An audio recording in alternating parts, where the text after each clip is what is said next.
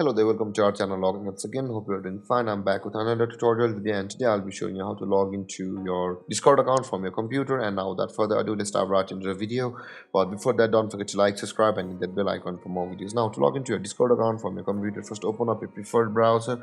If you have not yet downloaded the Discord app on your computer, or if you have downloaded your Discord app, just open it and you can sign in from over there.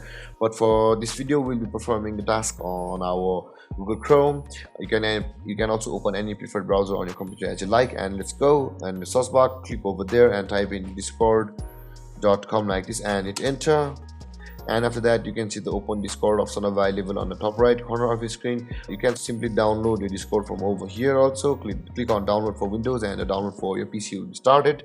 And let's log into our Discord by clicking on open Discord. And this is the home page of Discord. You can see my computer has auto saved my email and my password over here. Similarly, you'll be required to enter your email or your phone number over here with which you registered on the Discord, and enter your password over here, and then click on login to sign into your Discord account.